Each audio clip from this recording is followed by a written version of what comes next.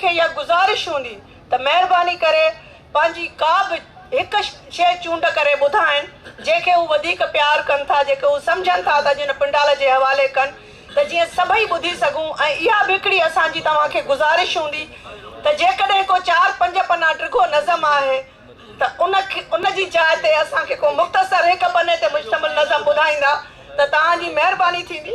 अहमद सोलंकी साहब असांजा एज़ाज़ी महिमान आहिनि। अहमद सोलंकी साहब जी फरमाइश आहे त तरन्नम में अगरि न ॿुधाईंदो त बहितरी थींदी। ऐं कंबर शहर मां हिकिड़ी अहम ॻाल्हि मुंहिंजे लाइ इहा आहे त कंबर शहर मां अदीबनि ऐं शाइरनि जी पूरी वेगन भरिजी आई आहे ऐं उन वक़्त जी अॻुवाणी दुर्ममंद बुरड़ो करे रहियो आहे। इन पूरे भाउ दुर्ममंद बुरड़ो करे रहियो आहे।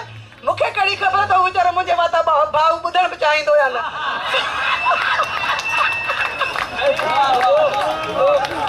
भाउ दुर्ममंद बुरड़ो बुरड़े कई ॿारनि सां त न थियो आहे। भाउ दुर्ममंद बुरड़ो साहब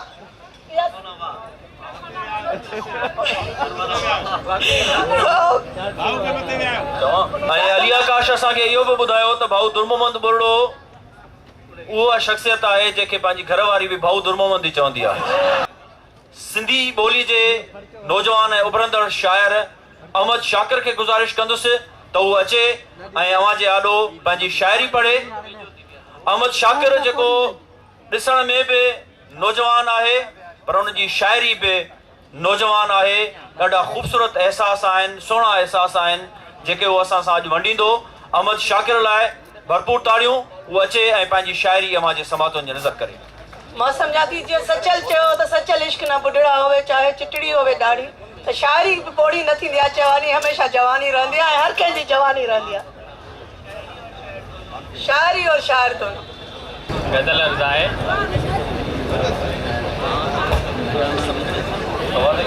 दर्द जी तशबीह सां हिन दार खे कीअं भेटिजे।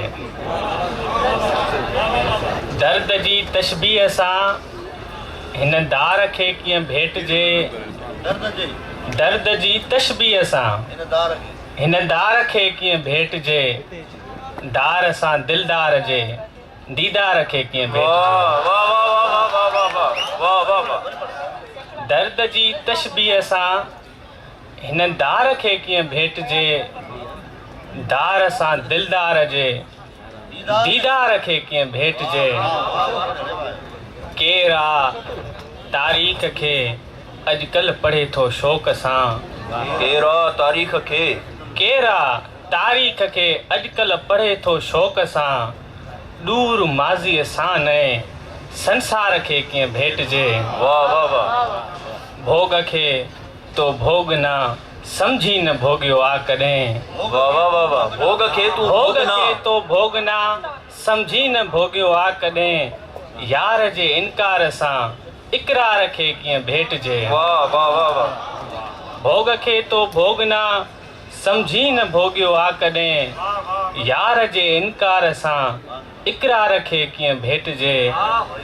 ऐं आख़िरी शेर आहे केतिरी कावड़ अचे थी मूंखे तो ते यार अॼु आ ग़ुलामी गार। हिन सां गार खे कीअं भेटिजे। वाह वाह वाह।